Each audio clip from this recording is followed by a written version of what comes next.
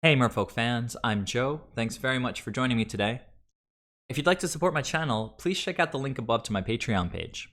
I'm back with the fifth and final round of this modern friendly league. Let's have a look at the opening hand and see how it looks. This is keepable. We can make this work. Opponent kept as well, so we're going to open up Island Vial. But the opponent is on the play. We lost the die roll, and looks like either Mardu or possibly Jund. What would the opponent take here? Now, I don't know if that's correct or not. It's possible that they have Maelstrom Pulse to deal with our multiples, or Abrupt Decay to deal with Vial, or Kolaghan's Command. I guess that was the correct choice. I'm not quite sure. Play out a Vial. Trickster is a great draw there. Opponent gets a basic Swamp. Makes me think they have more land drops to make. Here is a Dark Confidant, a card we don't love seeing. Take AEther Vial to 1. Silvergill is an excellent draw there. We're going to reveal one of the Harbingers that the opponent knows about. Draw another Harbinger. So the opponent revealed another Inquisition. It's not amazing for us because we'd like to keep this Trickster in hand. It can get some good value. I bluff Curse Catcher here to see if I can get him to waste a bolt on a Silvergill Adept before Curse Catcher comes in. Opponent either doesn't buy it or doesn't have a bolt or Fatal Push, so he lets the Silvergill live, takes the Trickster, makes sense, plays a Verdant Catacombs, as I mentioned. Fetching a basic Swamp means that they probably have more land drops to make, and, well, Scavenging Ooze. So we are going to take AEther Vial up to 2 here. Another Trickster, so this is pretty interesting. We could just proactively cast the Trickster now, bounce Bob maybe, and then bounce him with Harbinger. That would be a good play, but I think I'm going to play a little bit slower with the creatures in my hand. I swing with Silvergill Adept because I'd be happy to trade it for either of the creatures that the opponent has on the board. The opponent's not happy to trade, I think, so they just take it. So they draw a Maelstrom Pulse. Curious to see what they would do with that. Here's an Overgrown Tomb untapped. Thinking, okay, what is he doing? Oh, he decides to go for Maelstrom Pulse on the Vial, which is curious because these decks tend to run, I think, like exactly one Maelstrom Pulse. So wasting it on AEther Vial, especially when he knows I have another AEther Vial in hand, seems ill-advised. Bob has been hitting the opponent for quite a bit, so even though it's card advantage, I prefer to leave him on the table right now to help my clock. I am going to tap the Scooze and then use my Vial to bring in Harbinger and bounce the Scavenging Ooze. In response, of course, he'll gain 1 life by eating one of my creatures in the graveyard, and I lose my Vial. But I've got a nice board. That Lord is excellent. I'm going to play him and swing in for 9, forcing the opponent to trade. Well, not forcing, but it seemed wise to trade with the Silvergill. Opponent's all the way down to 5. They replay their Scooze. Of course, he's got 1 extra green mana there. He can eat one of my creatures and go up to 6. That Lord was a really, really good draw. Now it makes my decision-making much easier. I have to choose whether I want to get in with the Master of the Pearl Trident. So what do you guys do here? The opponent's all the way down to 5. Now, if I swing with everybody and he doesn't have removal in hand, he's obviously just dead, right? He can gain 1 life, go up to 6, and block one of the big guys and take 7. So 3 cards in hand. We haven't seen a ton of removal, just a Maelstrom Pulse. And of course, Bob hasn't revealed any pieces of removal. But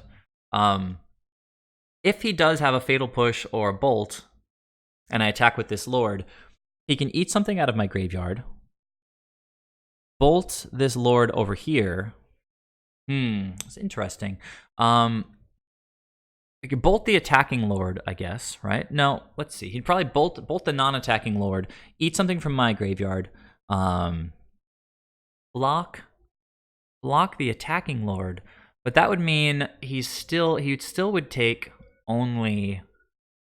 No, it means he still would take lethal. He would take 6 over here. So, in that light, 1 piece of removal. One piece of removal wouldn't quite get him there if I attack with everybody, I think. Unless, of course, let's see. if he used removal on one of these guys, one of the 4/4s, if he has like a Fatal Push, he could eat something out of the graveyard, block the Lord here to trade with Scavenging Ooze. He would take 4, go down to 2 after gaining a life, and I'd be left with Harbinger Lord. In the end, I felt like I wasn't in a position where I had to attack with the Lord. Even if the opponent has removal, Scooz is still forced to trade with one of these creatures to not die. So just swing with these guys for now. Does have the removal, hits the Lord. It's going to eat something, because otherwise he would die. Okay. And opponent has 3 cards. Here's a Tarmogoyf. Plays a land. In this spot, I probably would leave these cards in hand if I were the opponent, just to sort of make me a little bit more uneasy. So, a third Aether Vial. Obviously not probably the best draw we could have hoped for there. Single best draw probably would have been another Trickster, in which case I just play it out, swing for 5, hope the opponent doesn't have another piece of removal, and just win right now. Alternatively, we could play out a Harbinger here. Try to outrace the opponent's resources, force them to leave back Raging Ravine as a blocker. Because I'm sitting at 20 life, though, I feel I've got a turn or two to use, basically to sort of strategize and maneuver. So I think playing out both Aether Vials seems pretty good here, especially since the opponent has already spent their Maelstrom Pulse. So get 2 Aether Vials out. Eventually they'll be online, and I'll be able to operate much more fluidly with creatures that I draw in subsequent turns.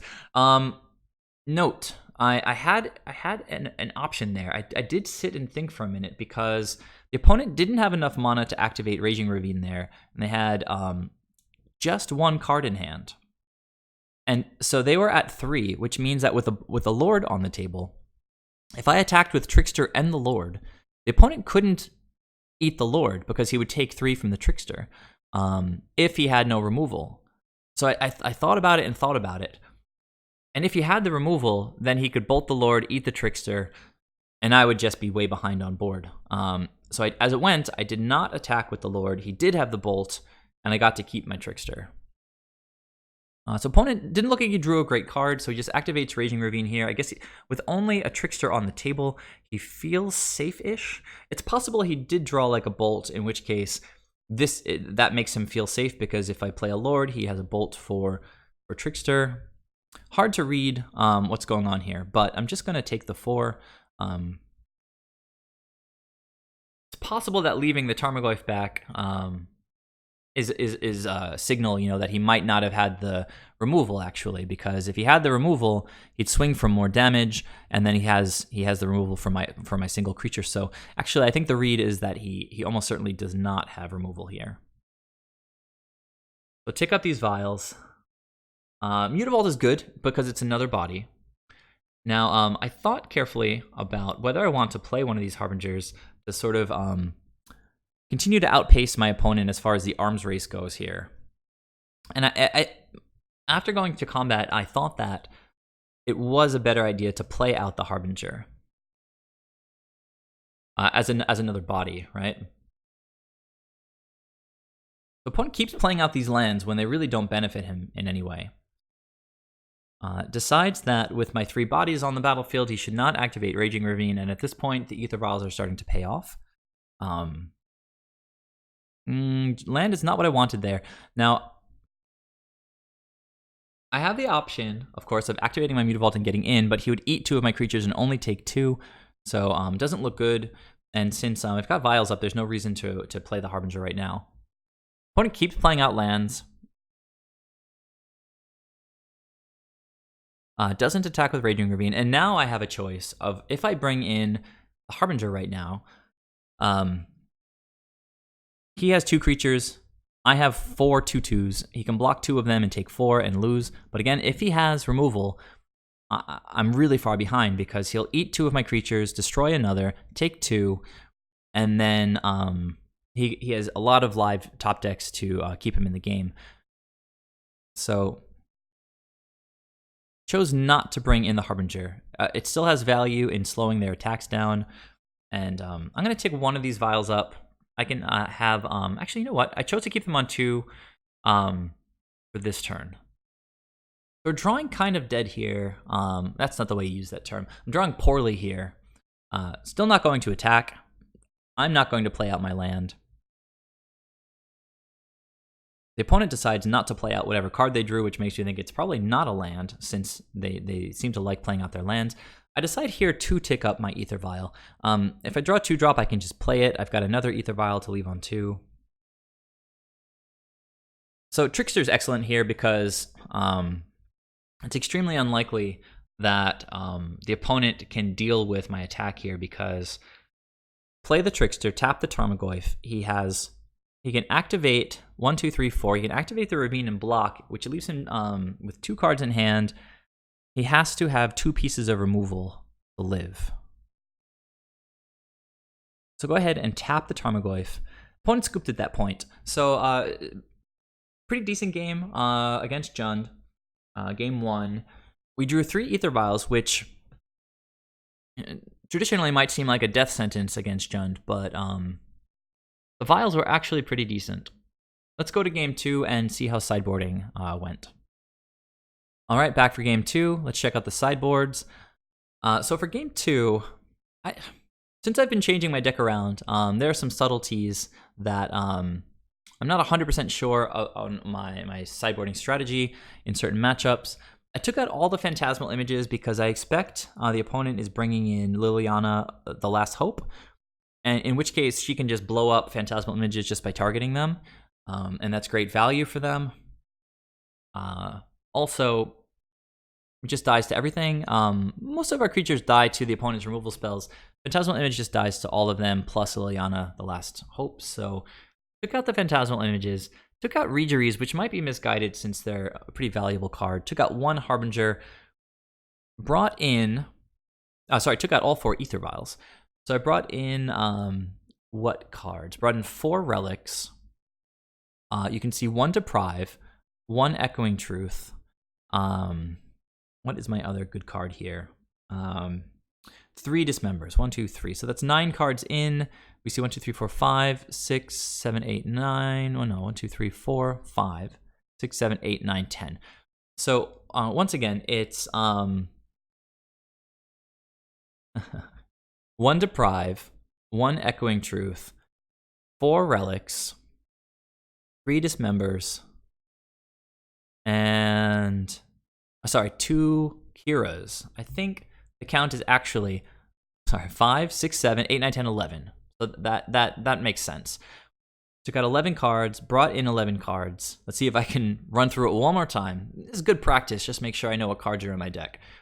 4 Relics, 3 Dismembers, 1 Deprive, 1 Echoing Truth, 2 Kiras, something like that. I don't know. I'm still coming up weird on the numbers, but that's the gist of it. So when you take out your Aether Vials, you really want to see a bunch of lands here. It's a little shy on lands, but we've got 2 great cards again in the matchup, Spreading Seas and Relic. Obviously, Master of Wave's also decent. It's going to take a while to get these things going. Opponent mulliganed seemed like a good opportunity to keep, take advantage of cards in my hand, but the opponent, see, they have Inquisition. On a mulligan, I feel they almost always take the Spreading Seas because it can set them too far back to take them off of color. That land is excellent. We'll open up Island and Relic. Get rid of the Inquisition and see what the opponent has on turn 2. Nothing apparently. So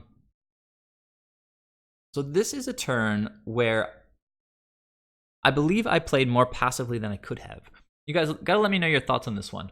Opponents on the play, they're going to get to 3 mana first. If I play a 2-drop here, they get to slam a 3rd land in Kolaghan's Command, killing my Lord, killing my Relic. No value on the Relic, no value on the Lord. Just utter blowout. I do have a 3rd land, so I decided to take the turn off and just pass through here. As it went, it looked like the opponent didn't have a 3rd land, so I got punished there in a sense, even though I decide to exile my enchantment in the graveyard, the Spreading Seas, so that it makes Tarmogoyf smaller. Still feel like I'm in a good position. Drew into an island there. It's wonderful. Play the Mutavault, play a Lord, pass the turn. Opponent's going to start getting some card advantage. They drew into a Mishra's Bauble. Not the highest impact card.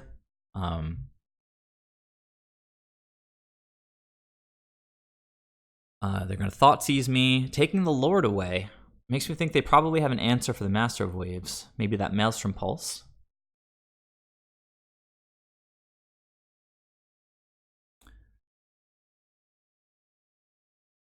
Opponent draws a card from the Mishra's Bauble. Another Mutavault is okay to play that guy. And now, exile a Mishra's Bauble.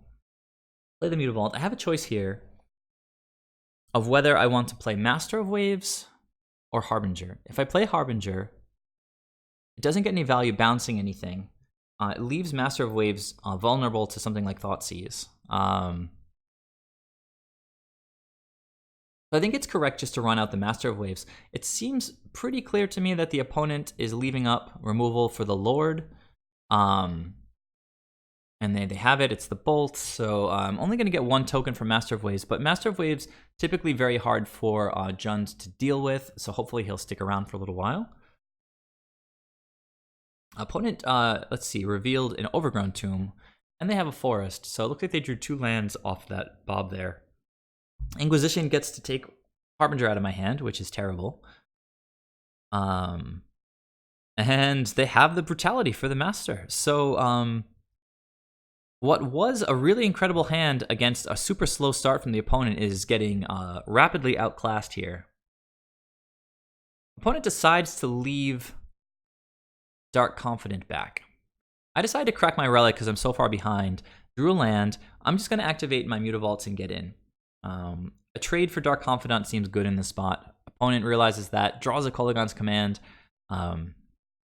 plays a tapped Stomping Grounds, still doesn't get in. So I had difficult decisions to make in this game. We know that the opponent has the Kolaghan's Command in hand. So if I just run out Silvergill Adept here, I'm going to tap out for it, basically. Opponent's going to make me discard. I'll lose my land. I'll lose the Silvergill. I decide it's probably better value to activate the Mutavaults and attack here. Of course, the opponent can block and get back Bob with the Kolaghan's Command, but it continues to apply pressure. And if I draw a Merfolk next turn, I can play Silvergill Adept for 2 instead of 5. So, doing the best with the cards I have available. Opponent decides to take 2 rather than Kolaghan's Commanding immediately. Goes to the end step and decides finally that what he wants to do is destroy the Mutavault and return Bob to his hand. So we've got the opponent to 9, but we really need to draw well. Here's Bob again, and didn't draw an extra card this turn. Okay, Dark Confidant and Tarmogoyf. Classic combination with mana up for Lightning Bolt or Fatal Push.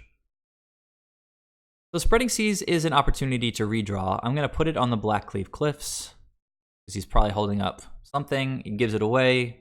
Almost certainly has a Bolt.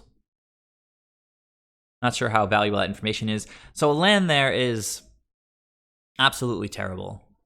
We've drawn 7 lands this game so far. Bob reveals a land. Opponent continues to get a bit lucky. Last turn, I think he revealed the previous turn, he had revealed an Overgrown Tomb. Now a Raging Ravine. It's another attacker. Getting frisky here. Take me down to 16. So here's a Scavenging Ooze. I'm going to use my Echoing Truth on this now because there's no value to be had in the graveyard right now. And actually, I go back and forth on Echoing Truth because it's sort of card disadvantage. But I've lost so many games to Jund where they land like 2 or 3 Tarmogoyfs, or Liliana, the Last Hope, goes crazy with zombies, and then Echoing Truth would be great. In the end, now that I've been sort of catching up on my Magic, playing a bunch more, getting my head back in the game, I think Echoing Truth is just underwhelming in this matchup. So I'll probably take it out for game 3, if there is a game 3. But keep drawing lands. Feel like I had a shot in this game if I didn't just draw consecutive lands. Sort of forced to throw out this Silvergill, and we draw another land. Opponent plays the Bolt that we knew he had because he sort of showed it when we Spreading Seized. Draws a Terminate. Things are getting extra hard for us.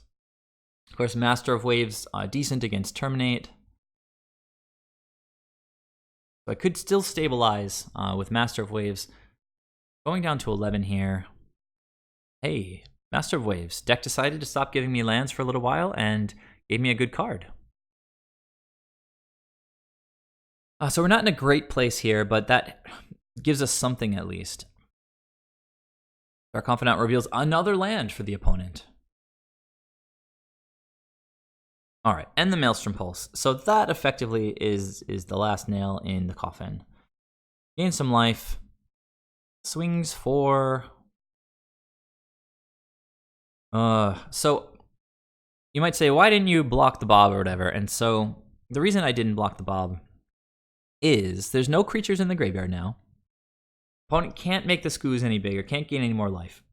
So he's at 7 now. If I draw a Lord, activate Mutavault and swing, if the opponent has no removal, he'll take 3.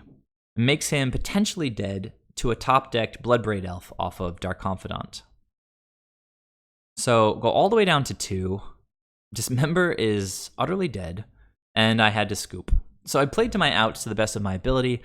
As it went, we drew 5, 6, 7, 8, 9 lands out of 20 cards drawn. So that's just about 50%. That's not a very good ratio. And yeah, the opponent was just able to get there. Let's go to game 3. I think I made a couple of sideboarding adjustments. All right, welcome back for game 3. So here you can see I brought back in my Reejereys, took out the Deprive, took out the Echoing Truth. I guess I was very afraid of Liliana the Last Hope. I didn't see it that game. Threats are probably going to be better than Deprive. I think I knew that, to be honest. And I was getting a little bit cute bringing in a Deprive when I was sort of +1 with the when I had a win in the first game. I thought I was sort of cruising. But the opponent took back game 2, and now I'm prioritizing threats. So it's still 1, 2, 3, 4, 5 cards out, and just the 4 relics and 1 Kira. I'm not quite sure. Oh, so let's see. 1, 2, 4, 5, 6, 7. Oh, so no, I still took out the vials, of course. So it's 5 + 4, 9. Got Kiras, relics, dismembers for this game. I'll be on the play. This is a solid hand. Just have to kind of see how it goes.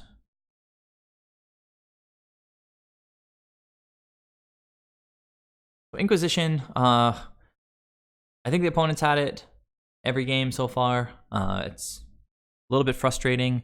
I'm gonna go ahead and play Spreading Seas here while I can. It's possible he has another Inquisition. He's gonna take away Spreading Seas.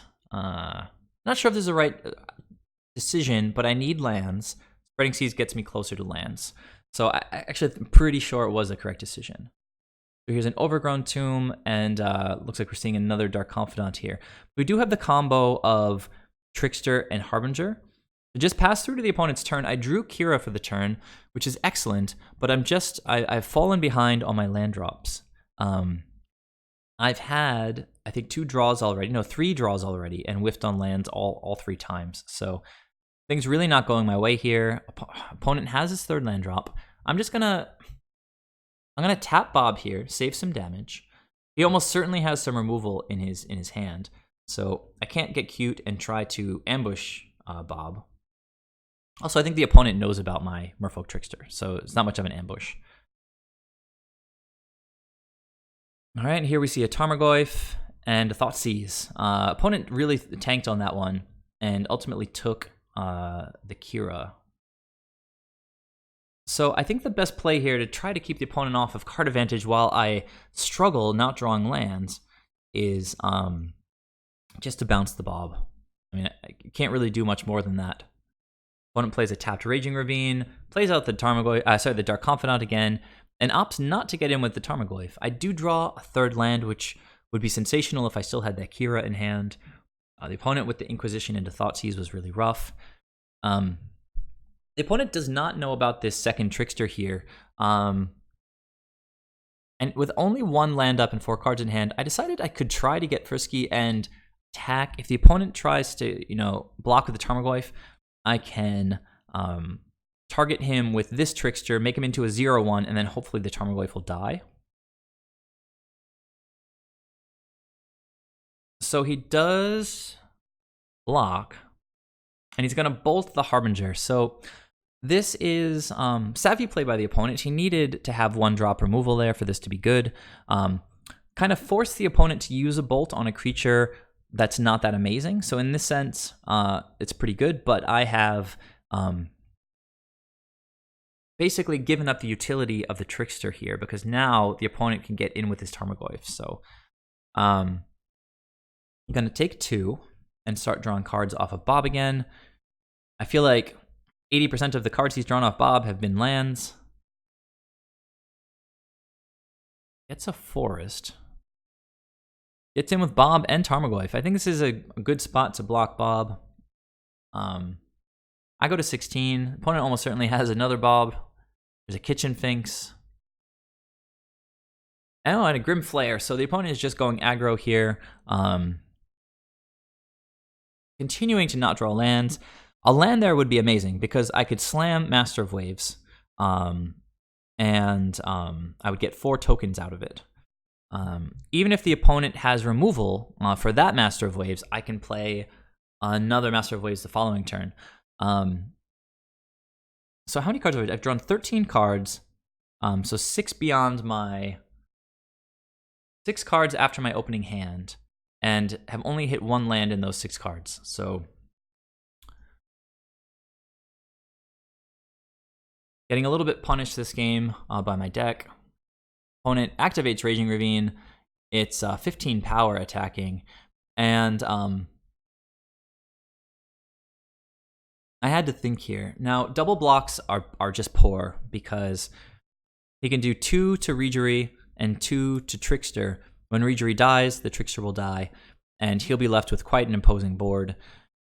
Chumping seems suboptimal. I really I need to get a bunch of tokens off of the Master of Waves. Going down, taking 15 though, and going down to 1 seems bad because then I'm dead to a Drain from Collective Brutality. I'm dead to Kolaghan's Command. 2 damage to the face. I'm dead to Bolt. So I'm really in a tough position here. I guess if I chump Tarmogoyf, I guess it doesn't really matter. I would take 7, 11. Would be alive against burn spells, but then I would only get 3 tokens from Master of Waves. Again, I'm hoping to draw. So I think in the end I just didn't block here. Grim Flare, and the tough thing here is Grim Flare put like 2 cards on top of the library, so I was pretty sure I was toast. I drew a land, it was pretty amazing, but the opponent actually chatted to me that they put Kolaghan's Command on the top, which is a little bit low class because it would only take him 5 seconds to actually draw the card and hit me with it. And also, I'm not just going to take his word for it. He could just bluff and say that, Kolaghan's Command is on the top. Now, obviously, it's almost certain that he's not bluffing, but I just asked him to just have patience. I played the Master of Waves. I was on point this game. I was really alert and aware. Got in with the Trickster because I knew I'd have a spare Reejerey trigger. So, got to get in 3 points of damage, untap the Trickster, get a bunch of tokens. Opponent top decks the Kolaghan's Command, and I had to scoop. So, this was a really heartbreaking match. Game 1 went really, really well. Game 2, I guess I just didn't get there, and this game I had all the tools that I needed, and if I had drawn 1 more land a turn earlier, I think I probably could have pulled it off with the double Master of Waves. But sometimes you don't get what you need, So in the end, the league was 3-2. I think pretty much all the matchups were really, really interesting to watch. I had that really strange misplay where I put the Spreading Seas on a mountain instead of on Valakut against Titan Shift, but as it went, it didn't really matter. Opponent had another Valakut anyway. But yeah, please let me know your guys' thoughts. I'm having a great time playing the deck right now. Phantasmal Image played a large role in a number of these games, these matches from this particular league. Let me know your guys' thoughts on Phantasmal Image, and let me know your thoughts on Phantasmal Image against Jund. Maybe it makes a lot of sense to keep it in, actually, because, as I mentioned, most of the removal spells that would kill any of my creatures, that would kill Phantasmal Image, would also kill any of my creatures, right? So having Phantasmal Image to copy a Master of Waves is fantastic, but you could also copy, a Tarmogoyf or Grimflayer, depending on what the board state is like. Maybe even copy a Dark Confidant. The only thing I think that is really kind of scary against Phantasmal Image is something like Liliana the Last Hope, which gets kind of a free targeted effect. So yeah, again, let me know your guys' thoughts on Phantasmal Image in this matchup and whether I should be boarding him out or not. Yeah, and that's just about it. Please leave your thoughts. Please subscribe if you haven't already. I'd really appreciate it if you guys check out my Patreon page. And I'll see you next time, where I'll probably be back with another Modern League. Thanks as always for watching, and I'll see you guys there. Bye.